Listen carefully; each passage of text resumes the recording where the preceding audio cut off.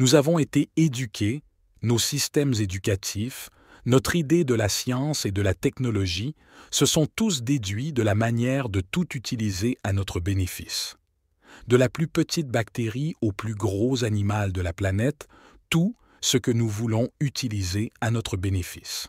La planète elle-même, nous voulons l'exploiter à notre profit. Malheureusement, les êtres humains y sont également inclus. Donc, ce que les gens appellent l'amour aujourd'hui n'est en réalité qu'un programme d'avantages mutuels. Tu me donnes ceci, je te donne cela. Dès que tu ne me donnes pas ça, je ne te donnerai pas ça. Et c'est pourquoi vous commencez la question de l'amour par la rupture et le divorce. Dans ma compréhension de la vie, l'amour consiste à tisser deux vies ensemble, deux vies qui ne font plus qu'une. Aujourd'hui, quand on parle d'amour, les gens se demandent, en pensant en termes de date de péremption, combien de temps cela va-t-il durer? C'est donc une situation malheureuse dans laquelle les gens ne connaîtront pas la profondeur du partage de la vie avec quelqu'un. Quand vous voulez vraiment inclure quelqu'un dans votre vie, vous devrez abandonner une partie de vous-même. Quelque chose de vous devrait tomber. Cela donne l'expression de tomber amoureux, vous voyez. Vous ne pouvez pas vous élever amoureux. On ne peut pas voler amoureux. On ne peut pas grimper amoureux. On ne peut que tomber amoureux. Quelque chose qui doit tomber. Alors, en ce moment, nous essayons de grandir ensemble.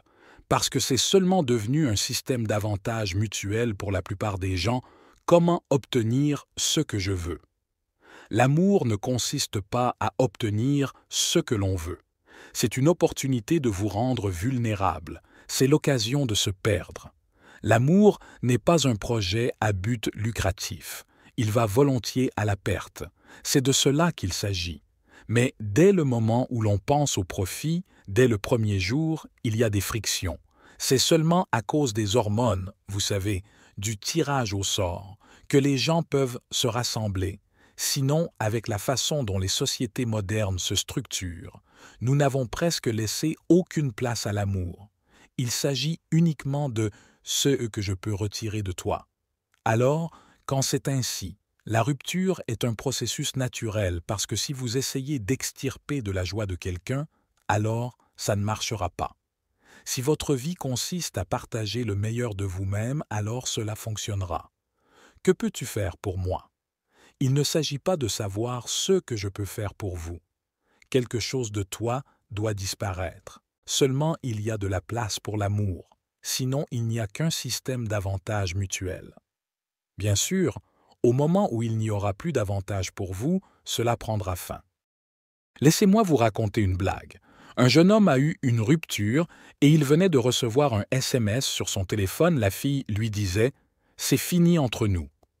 Alors il le lisait lentement et sa mère est venue et lui a demandé « Qu'est-ce que tu lis ?» Il ne voulait pas lui dire. Alors il a dit « Je lis une recette d'un très bon plat gastronomique ». Elle l'a regardé et a dit « On dirait que tu arrives au moment où l'on coupe les oignons », tellement il avait les larmes le bout des yeux. Voyez-vous, pour nous ici en Orient, quand nous parlons de relations, cela peut signifier beaucoup de choses. Cela pourrait être avec nos parents, cela pourrait être avec nos frères et sœurs, cela pourrait être avec nos amis. Il existe une relation entre le gourou et le disciple, une variété de relations. Mais en Occident, c'est désormais chose faite.